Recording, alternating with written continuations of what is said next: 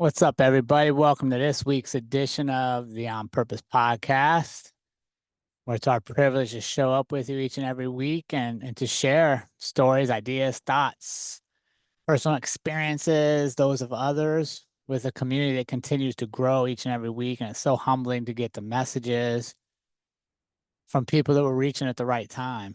And the only way we can do that is to constantly believe these stories are worth sharing.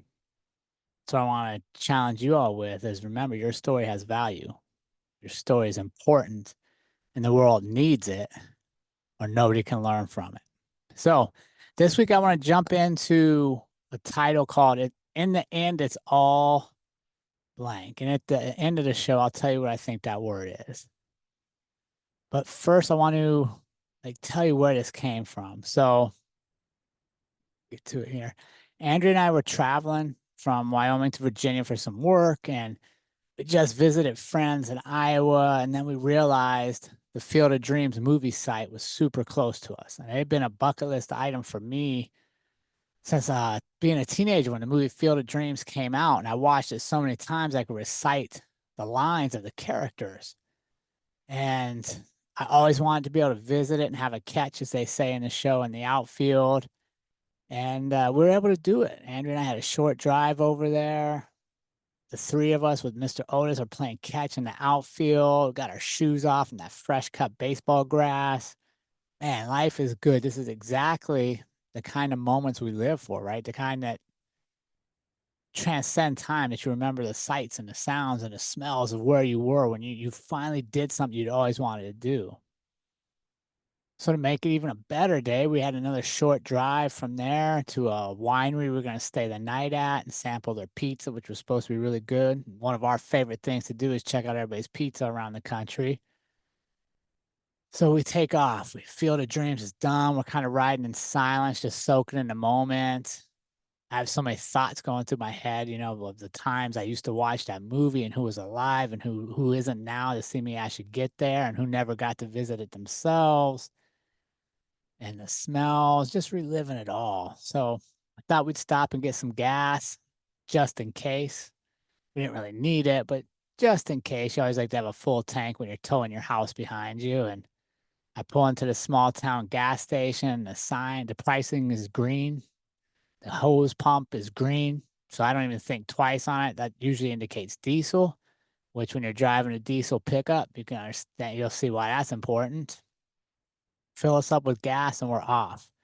Short drive, easy day, man. This is gonna be a day we'll always remember, right? About 20 minutes later, the truck starts chugging and chugging, not running well. Damn, what the hell is going on? Right? We sold everything to live this lifestyle. This truck and this Airstream's all we got right now. And we got to get to Virginia. We got work waiting for us. We can't be late. This is not the time to have a vehicle issue.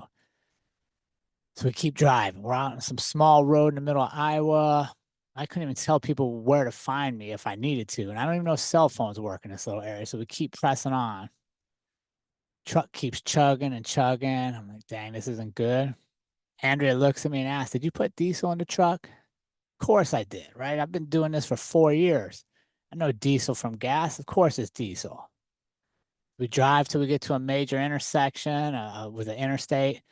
We pull off to the side of the road. I get out, I check everything. The hoses are good. The gauges are good. It should be running. What the hell's going on?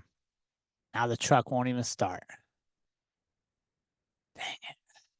So here we are, a week away from where we have to be, in a place we don't know anybody, sitting on a side road with everything we own, and we can't move. So I call for our roadside assistance to get a little help. Clearly, I pay them every month. They're bound to jump right in and give me a hand. On a Saturday afternoon, after sitting there for about an hour, they call me back and let me know that they can't find a tow truck that can tow our Airstream that we call it a Queen. They recommend we lock it up and leave it on the side of the road till Monday when they can get somebody out there. Well, when you're traveling the country with your pickup truck and your Airstream, that's all you have. That's your house. Leaving it on the side of the road for 2 days doesn't seem like a really good idea. Their other option is I can call tow companies myself and submit reimbursement. All right, fair enough. Even though I pay you every month to help me out, I'll do the work. Okay, let's get this done.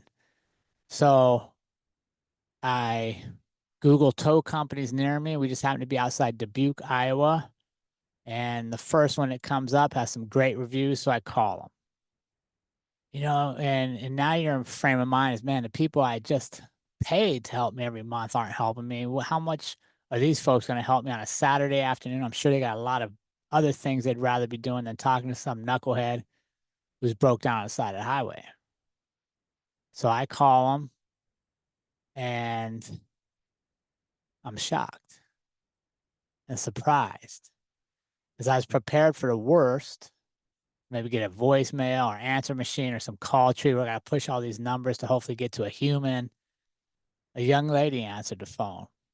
And after literally maybe 2 seconds of explaining what happened, she's like, "Oh, no problem. We'll send two tow trucks out to you right away." She asked some specifications on how to tow the Airstream. Yep, no problem. We'll have them right out to you. Wow. Wow, right? Like, man, they actually stepped up and helped.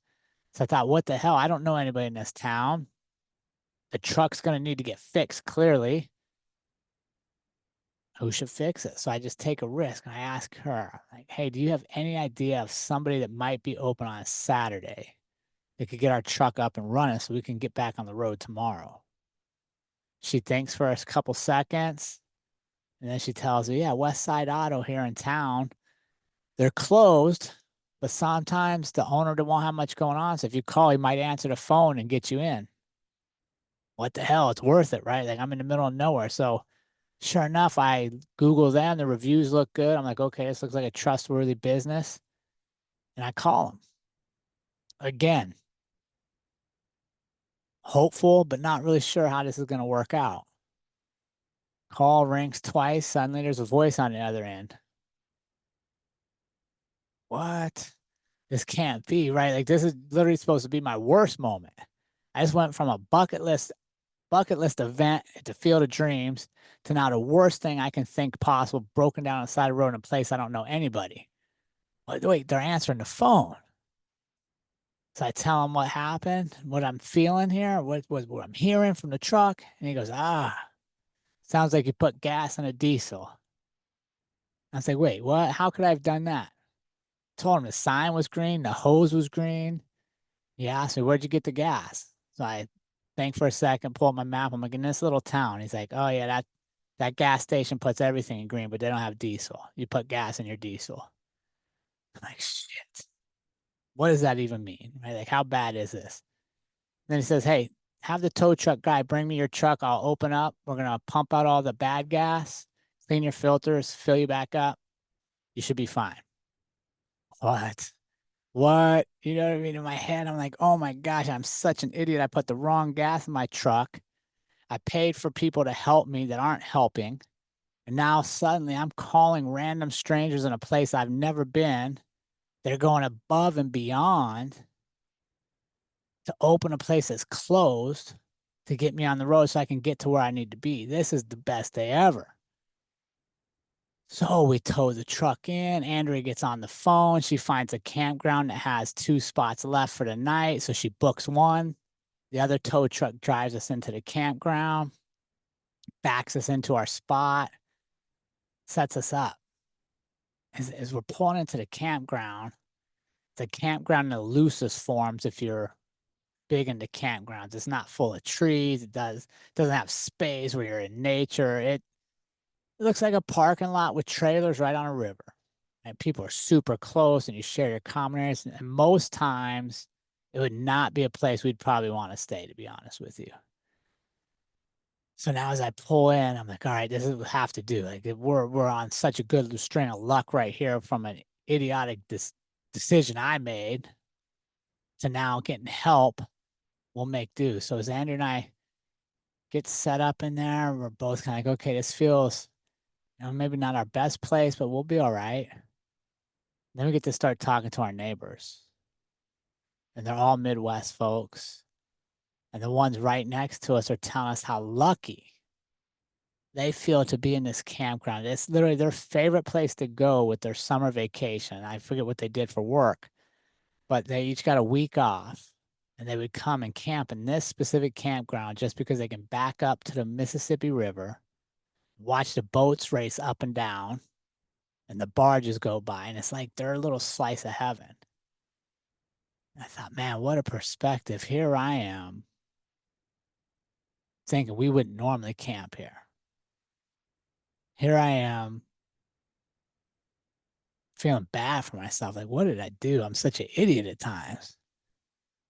Then other campers are coming over and they're saying, hey, we noticed you got hauled in by a tow truck. Do you need a hand with anything? Is there anything we can help you with? Like, wow, look at this, right? The people I paid on the phone couldn't have been less helpful. Yet the people I'm meeting in real life are going out of their way to help. And they're humble, right? And a place that Andrew and I normally wouldn't necessarily even want to be is a place that they love to be. It's what they work all summer to get to go to. Like, wow, maybe I needed a perspective change. Maybe I needed to be humbled a little bit. Shortly after that, I get a call from the mechanic. Hey, the truck's good to go. Did what I said, took it on a half-hour drive. You won't have any problems. Do this down the road, clean this out, you should be good to go. I'm like, all right, sweet. The tow truck driver had left his business card with me and said, hey, you already paid for 2 tows. So don't pay for an Uber to go pick up your truck. Give me a call and I'll come get you. I'm at work till 10 tonight. Like, okay. So I'm thinking, I got another 45-minute drive over to the shop and back. The mechanic says, nah, I'll bring it to you. I got a buddy here. We'll just drive it over to you and drop it off. And again, going above and beyond, like out of their way to help somebody they don't know. That would have just as easily been dismissed as, hey, we're closed. We'll see you on Monday. They delivered the truck to me. Now here we are. I'm recording this, gosh, at least a month later, as we sit on the Outer Banks of North Carolina.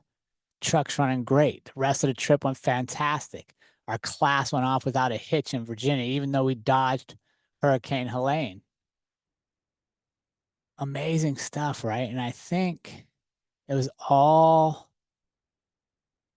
designed to teach me something, to remind me that every time I think I have all the answers in life, there's new questions I should be thinking about. To remind me just because I get to see like some epic views and lakes and mountains and deserts and stuff, that a place I immediately thought, I wouldn't want to be here is everything to somebody else. And maybe I should stop for a second and see it through their eyes. Maybe it's time for me to be a little more humble, have a little more humility. You see, that's what life does for us. If we're truly paying attention and living, we should never have all the answers.